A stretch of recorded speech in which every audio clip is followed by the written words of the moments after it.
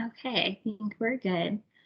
Hi, everyone. Thank you for joining the California Department of Fish and Wildlife's Proposition 1 application workshop. My name is Lauren Barva, and I am the Policy and Outreach Manager for the Watershed Restoration Grants Branch. With me today, I have my colleagues Randy Adair, who is the Environmental Program Manager for Prop 1 and Prop 68, and Jason Rowe, who is one of our environmental scientists. Before we get started, I have a few housekeeping items to go over. Please mute and turn off the video to save bandwidth unless speaking. Please hold all questions and comments until the end. And this workshop is being recorded and will be made available on our website along with the presentation slides.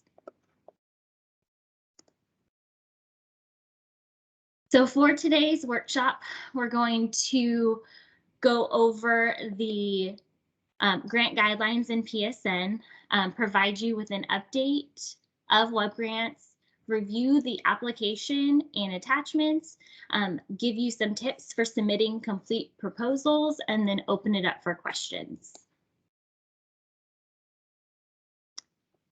So to start off, this solicitation has an accompanying document to the Prop 1 program guidelines. So you have your grant guidelines plus the 2022 Prop 1 PSN, which make up the requirements for the proposal application. The purpose of the guidelines is to establish the processes, procedure, and criteria CDFW will use to administer these grant programs. Although these guidelines were actually recently updated, so make sure you review the requirements for a full context and understanding of the grant program. The Proposal Solicitation Notice is a separate document, and in the solicitation document, it will provide a more detailed information regarding such things as to how to apply specific priorities and evaluation criteria, mainly the stuff that changes from one solicitation to another. One important note is that if there's any inconsistency between the final version of the guidelines and the PSN, users should follow the solicitation over the guidelines. The entities that are eligible to apply under this solicitation are state and local public agencies, 501c3 nonprofit organizations registered in California, federally recognized Indian tribes, and state Indian tribes listed on the Native American Heritage Commission's California Tribal Consultation List.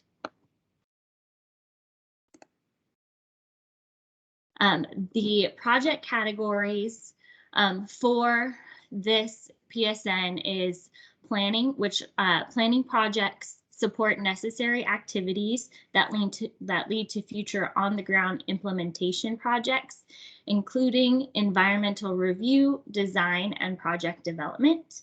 Implementation projects are projects that construct new or enhance existing facilities or restore or enhance habitat. The design plans must be at 65% level or higher in order to be eligible. And then new for this PSN, as opposed to our other PSNs, CEQA requirements must be satisfied at the time of award. So the proposal must show that a notice of determination is filed with the Office of, sorry if you guys hear my dog,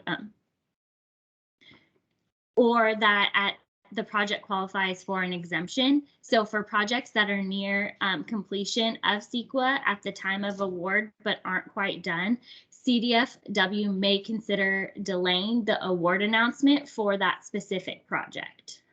This is something that we haven't done in the past. We've usually had a hard deadline. So within your application, if you can show when CEQA will be complete, if it's not complete by the time you submit your application, that will help us. Another category is acquisition. These consist of acquisitions of property or water right or easement that protects water and habitat. Scientific studies, these are strictly for the Delta only. Science projects assess the condition of natural resources, inform policy and management decision, or assess the effectiveness of grant projects and programs. So we have two programs. We have the Watershed Restoration Grant Program. The PSN priorities for this program is large-scale wildfire recovery, response, and prevention, manage headwaters for multiple benefit, protect and restore mountain meadow ecosystems, protect and restore anonymous or other non-native fish habitat, protect and restore coastal wetland ecosystems, protect and restore cross-border urban creeks and watersheds. You must address at least one of these priorities in order to be eligible for funding.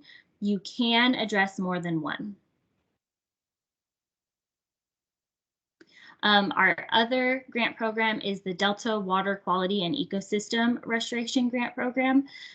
The priorities for this program are to improve water quality, improve habitats in the Delta, and then scientific studies and assessments that support projects or the Delta Science Program. Specifically, we're looking for restoration projects here.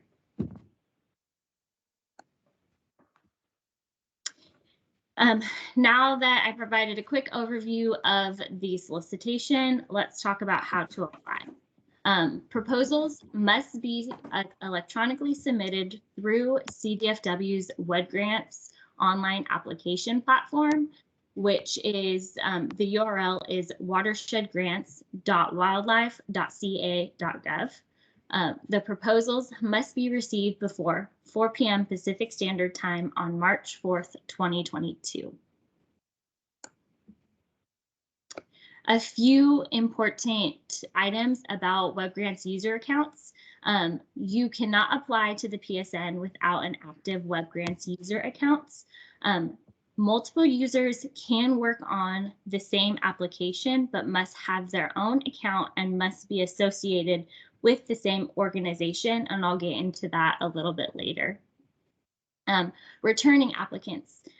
You do not have to re-register. Use your existing user ID and password. If you have changed organizations, please contact the WED Grants Help Desk to affiliate your account with a different organization. If you are new to WED Grants, please register and create an account. So if you are new here, this is where you will click register here. And they'll take you to this page. On the registration form for all new users, all fields marked with an asterisk are required. Please do not provide any personal contact information, just your business contact information only. And at this stage, the organization tax ID is not necessary, so please just enter an A.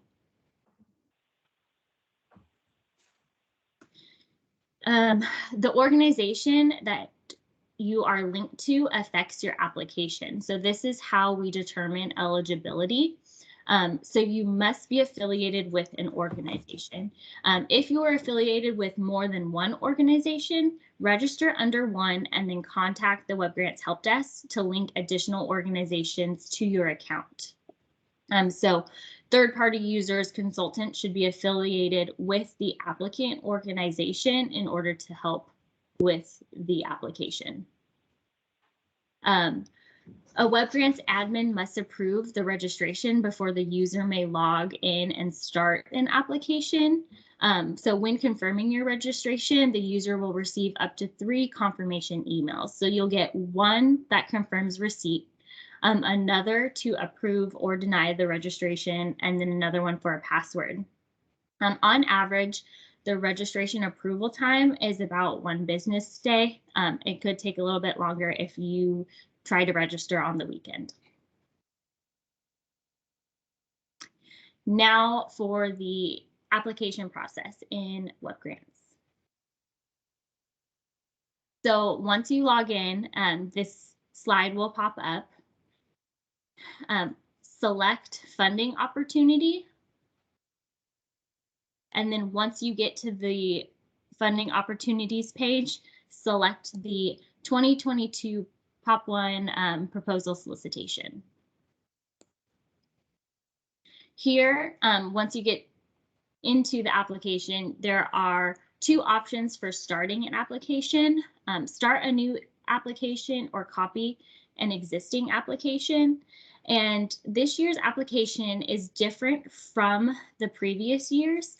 We have incorporated some changes that were made during our summer North Coast Coho Recovery PSN application into this one to help streamline the application process overall.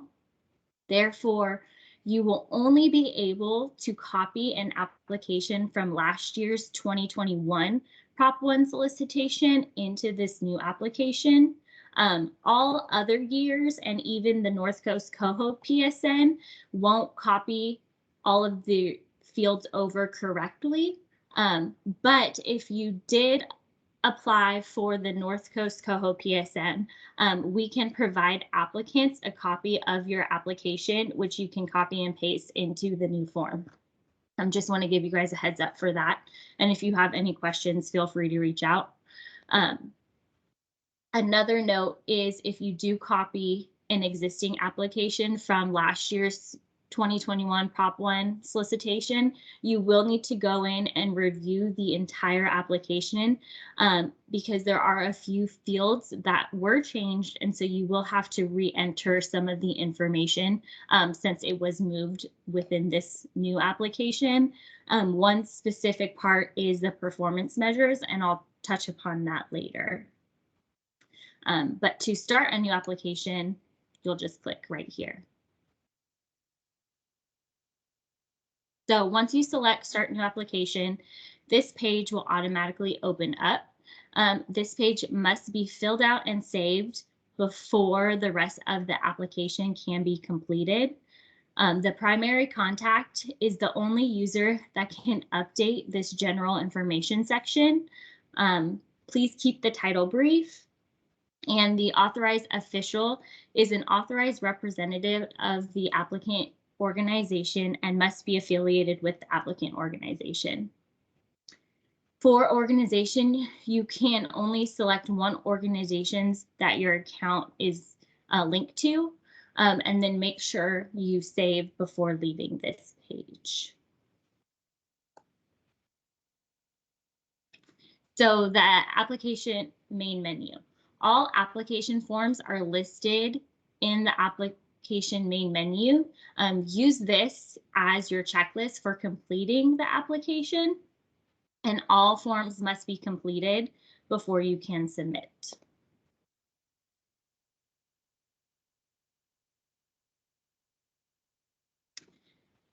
So if you want to add an additional contact, you have the ability to add one using the additional grantee contacts. This can be done only by the primary contact and must be affiliated with the same organization. Additional grantee contacts can complete all of the application forms except for the general information. Consultants submitting an application for the applicant organization must be associated with the applicant organization. I just want to stress that you guys have to have the same organization in order to work on the application. And this is how you can go about adding an additional grantee contact. You do this through the general information form.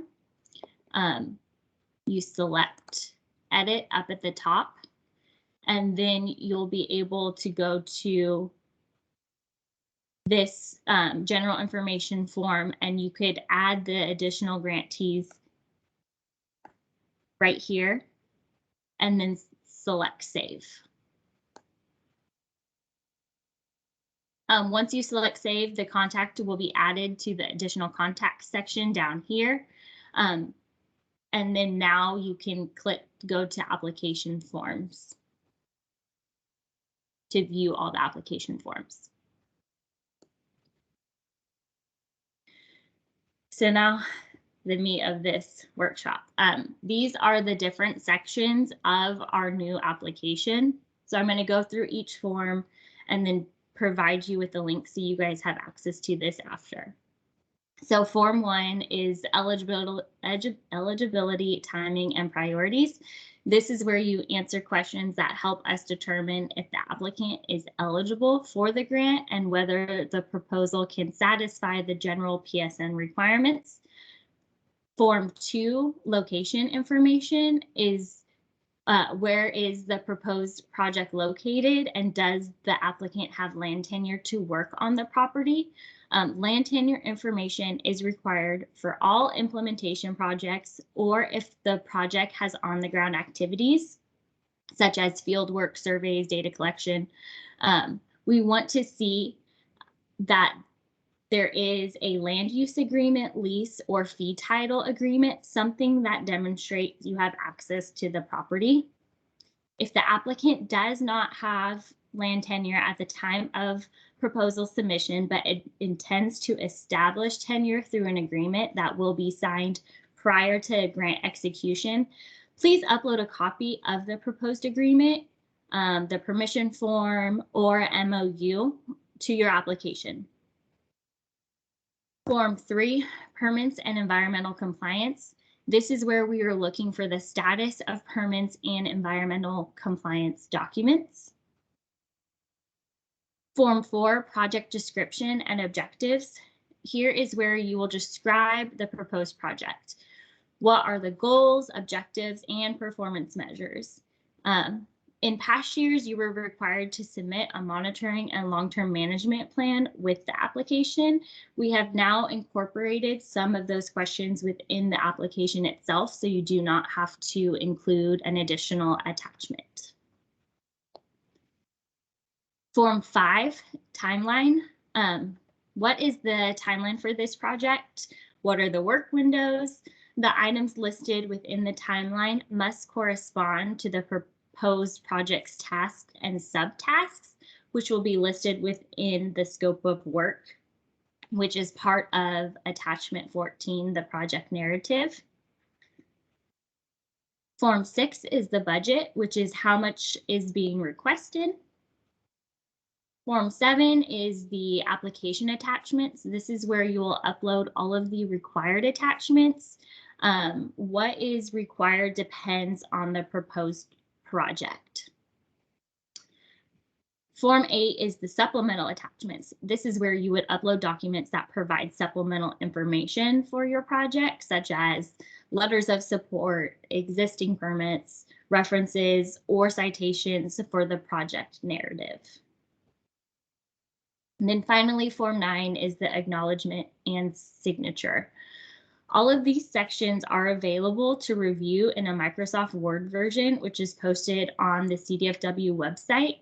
And my colleague is going to post a link in the chat so you guys can access that. Now for the required attachments. Depending on the project, there can be more required attachments than what I have listed here. However, these are required for all applications. So all applications do have to submit location information. So we need a location map that clearly identifies the project's location in relation to prominent area features. So this map should provide sufficient detail to allow a person unfamiliar with the area to locate the project. You also need a project-specific map that clearly delineates the project boundaries on an appropriated scale map. Aerial photos do not satisfy this requirement. The project narrative. Within this attachment, please describe your proposed project in detail.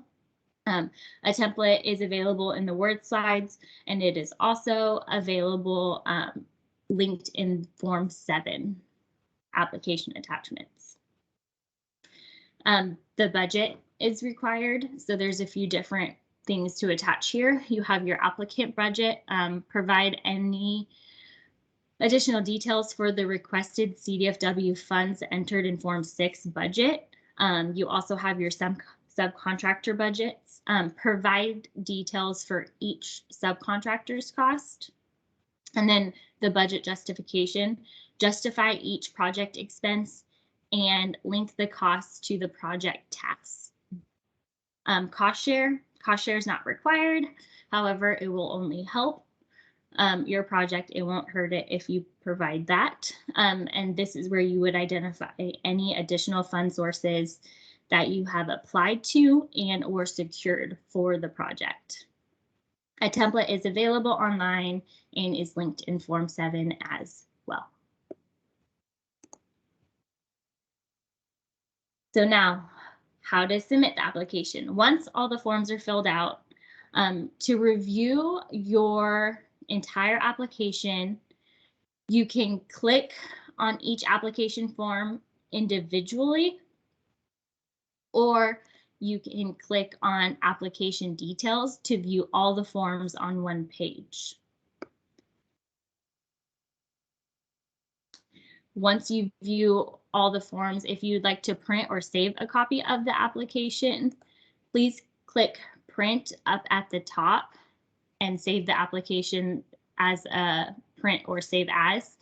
And then once you have saved or print the document, you can go to the application forms to return to the main menu. Or depending on your maps, whichever maps you upload, the print to PDF may not work. So please use the print button up at the top.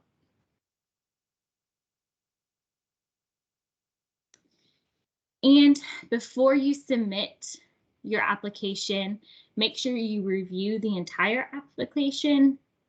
Make sure that each applicant form is complete right here. And then once everything is complete, click submit. Please note that you cannot change your application after it has been submitted. So here are a few web grants recommendations we have. Save your progress often. Don't let the program time out. Start your application early. Use the web grants back button to navigate. Work offline with the Word versions of the application before completing the web grants version. And when uploading attachments, please include your application number and do not include any spaces or commas. And then contact the CDFW Web Grants Help Desk for any web grants questions and or issues. Here is a link to all of the resources for the PSN. I will post this presentation on the website so you can access them, but review the grant guidelines and the 2022 Prop 1 PSN for proposal requirements. Download the Microsoft Word version of the application and attachments to work on the documents offline. If you have questions, see the Web Grants user guide to help you navigate through Web Grants, and also visit CDFW's Prop 1 Grant Program website for updates, announcements, and resources on all the links that are available. Now, tips for writing some complete proposals. Read the solicitation, grant guidelines, and application instructions carefully. If you have questions, feel free to reach out. Clearly address the criteria outlined in the solicitation. So make a clear tie between your project and the solicitation priorities. Make a direct connection to existing plans. Make sure you talk about how the project will benefit fish and wildlife habitat. And then budget for grant program requirements. For example, signage, web grants training, if you are submitting an application, DGS appraisal review, things like that. Also connect the dots for us. Make sure all the required information connects together. The proposed work should justify the requested amount. And then tell us your story. Clearly describe the proposed project. And what I mean by that is who, the project team and landowners, what, the scope of work and expected benefits, when, schedule and work windows, where, project location and site information, why, the purpose and need, and then how, the materials, methods, and plans. Aside from the deadlines and work complete dates, these are the estimated tentative schedule that we have. So we released the PSN on January 24th of 2022. Applications are due through web grants on March 4th, 2022. Proposal evaluations will take place March through May. We expect the CDFW director approval award announcement will be no sooner than June 2022. And then the project start date depends upon grant agreement execution, which is scheduled for June through October 2022. It's important to note that work cannot begin or be reimbursed until an executed agreement is in place. Do not assume that the summer field season will be available. Most projects will likely have an executed agreement in the fall, so August or September, but it depends on multiple factors, including workload, project readiness, and grantee responsiveness. All work must be completed by March 15, 2026. For UC CSU grants, the completion deadline is January 1st, 2026.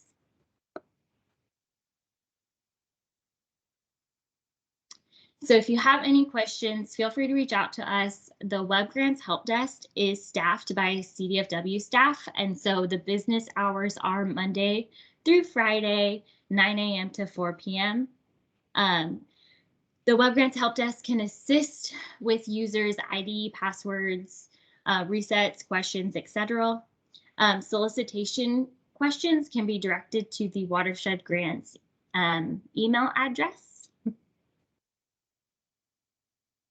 And with that, questions asked today will be summarized and included within our FAQ document that will be posted on our website with this recording.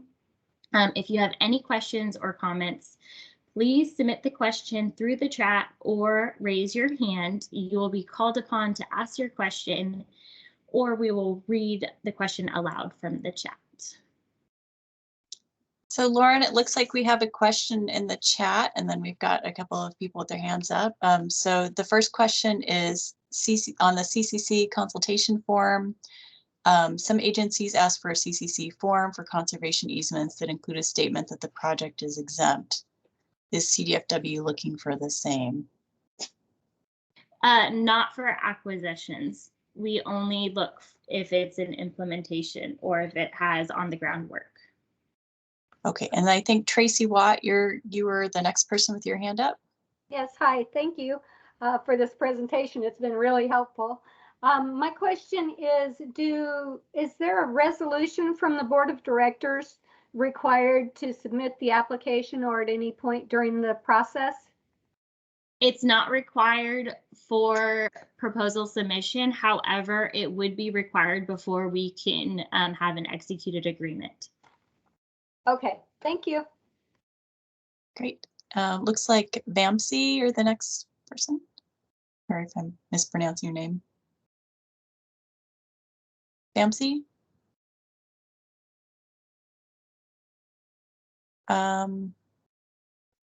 Okay, how about questions from the chat? We've got, can projects include both planning and implementation phases?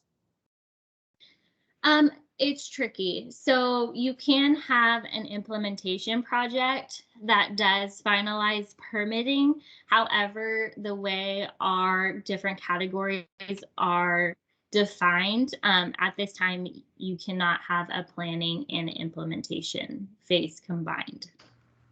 Hey Ade, this is Vamsi. I'm so sorry. I had my microphone muted and I was speaking and you obviously couldn't hear me. Sorry about that.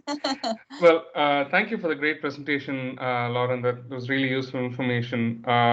So my question was regarding the scientific projects. So in this year's solicitations, there's not much information about what sort of scientific projects are encouraged. So do you support modeling studies, or would there have to be a field component to the studies as well?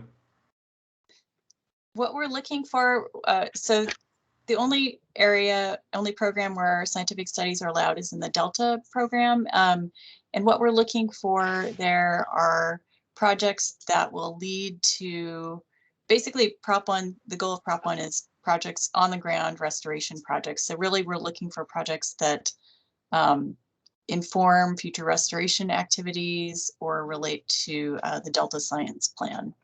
Okay. So would you, like, I don't want to get too much into the specifics, but would you be interested in considering projects that look at the potential impacts of restoration on various species? Or would it have to be more specific than that, like like a specific restoration area or a specific parcel of land that's being restored? It doesn't necessarily, we have projects that look at, that lead to future restoration where the location's not necessarily specified, but we'd really, it'd kind of be on you as the applicant to make the case that this work is going to lead to that type of activity in the future, or that it's going to inform restoration, future restoration. Okay. All right, that makes sense. Thank you so much. Sure. I think the next question in line is in the chat. This is from Stacy Schutz. It says, may have missed it, but how much of the conservation easement projects are covered if approved for funding?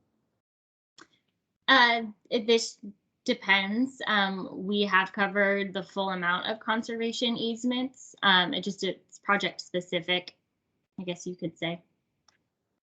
So we're covering the actual cost of acquisition, not necessarily, and the DGS review of the appraisal, but really that's kind of, those are the main things that we're covering. You can see if you look in our guidelines the specifics of what's allowable and what's not. Okay, next question is in the chat from Peter Dudley. The question is, in the document it says, shall consult with the California Conservation Corps and a certified local conservation corps as to the feasibility of using their services. Does the consult with Cal CC count as a consult with the certified local conservation corps? You have to submit a request with the CCC. That comes from the Prop 1 bond language. Randy, do you have any other? I don't really have anything else. We can maybe address this more thoroughly in our FAQ, which we'll be posting online. It's a good question. Yeah, next question, Vamsi again, it says, is there a maximum budget prescribed for scientific studies? There is no maximum. We only have 7 million available for the Delta. So that is the only restraint that we have, is how much we have available. From Katie Schroeder, is there a geographic priority this year? There is not a geographic priority. This is statewide. Okay. And then Tracy Watt, how much money is available and how many projects will be funded? We have 24 million available statewide and 7 million available for the Delta, and we do not have a set number of projects that we are going to select. It looks like Peter, you may have a follow-up question. Oh, it's a separate question. Okay, great. Yeah, okay. So a question about scientific studies that are going to be done on a body of water. So the land tenure information for that, so it's a publicly accessible river section. So for the location detail, do you just simply state like landholder information? Do you state like it's a publicly accessible waterway that we're allowed to be on? or do I need to find like what government agency has jurisdiction over it or something? No, that's a good question. That's probably okay. Lauren, do you have any thoughts about that? Oh, I was just thinking we might have to double back on that, and we'll put the question in our FAQ. Yeah, if you're using any like upland staging areas or like an access point that's private land, you might want to address that. Yeah, I put down the boat ramps and who controls the boat ramps, but other than that, that's all I could think of. So Okay, yeah, thanks. yeah. Good question. Mhm. Okay, let's see. I think I saw something in chat. Okay. So Stacy Shet says, is match stated somewhere? I didn't see mention of it in the proposal submission PDF. Great question. Great question, and it's within our guidelines, and match is not required. However, projects that do have secured match may score higher, but it's not required. And in the concept of match, we're really we talk more about cost share. So that could be, sometimes the applicant provides match, but the cost share could be in the form of another grant. It could also be, in-kind labor or something of that nature too. Okay, next question. Could you explain what is meant by multi-benefit? Take that one, Randy. That's in the chat. So multi-benefit just means that there will be benefits to multiple species and habitats. The California Water Action Plan, which is the basically Prop 1's implementing funding of the California Water Action Plan, at least the grant side of it, and it's that multi-benefit language is referring to the California Water Action Plan goals. So things like water quality and species protection are all California Water Action Plan goals.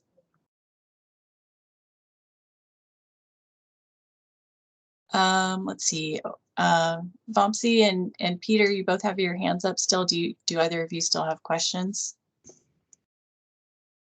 Oh, yeah, I just had a follow-up to this question that Jason Hasrick asked and you answered. So for the scientific projects, would you support projects that are potentially have a restoration benefit, but only for a single species? Then, sure, yeah, it doesn't have to be, you don't have to have multiple species. Although most projects do, even if there is a target species, a lot of them do have benefits to other species, and they don't necessarily have to be listed species. They could be, the more benefits that you demonstrate, the stronger your proposal is. So there could be benefits to habitat and water quality and things like that as well. So, okay. And yeah, I'm sorry that I'm kind of hijacking this, but I just had one more question. Okay. Does past demonstration of success on funding through this program at all have any bearing on current applications? Not really. I mean, if your project was funded in the past, it was a successful grant and the project was implemented successfully, that would of course have some bearing. But we're not necessarily looking for applicants that have a past history of successful grants with us. We're looking for the best proposals kind of in this round. So okay, that makes sense. If that makes sense. Yeah. Tracy Watt in the comments says, could you recommend a maximum ask for a conservation easement? Question. We don't have a specific amount. You could request as much as you would like. There are times where we could decrease an award based on what was requested, but we don't have a set, this is what you should request for conservation easements. It just kind of depends on the project. It helps if you are also applying for other grant programs and you might be able to secure additional funding. That's one area where cost share does help if it's a very high dollar amount easement, because we do have limited funding available, and we want to make sure that we spread it out to throughout the state and to beneficial projects. So yeah, consider applying for additional grants as well. Okay, Taylor says, can a fish passage project that is not included in the CDFW 2019 fish passage priorities list be considered? Yes. Yes, that's not a requirement. It's just a recommended reference. Mm-hmm. So it would be kind of up to you in that case to make the case that it's a significant barrier and to demonstrate the benefits of that barrier removal project.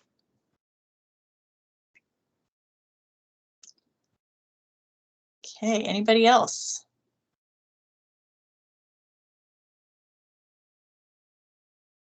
These are all really great questions. Mm-hmm. And if you guys have additional questions, feel free to send us an email if you think of something. Yes, and we also will, like we said, we'll be posting the frequently asked questions. So we'll try and compile all the questions that we're getting and post them for everybody's benefit. Thank you. Thanks for the nice comments.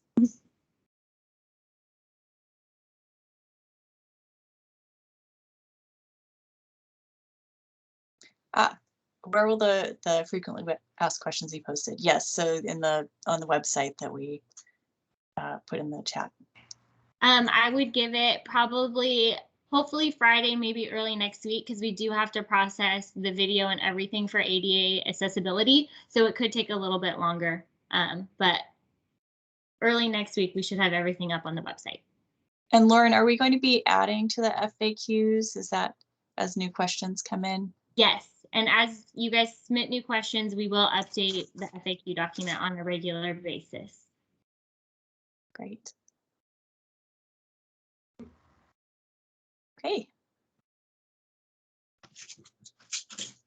Looks like that may be it for questions. Mm-hmm.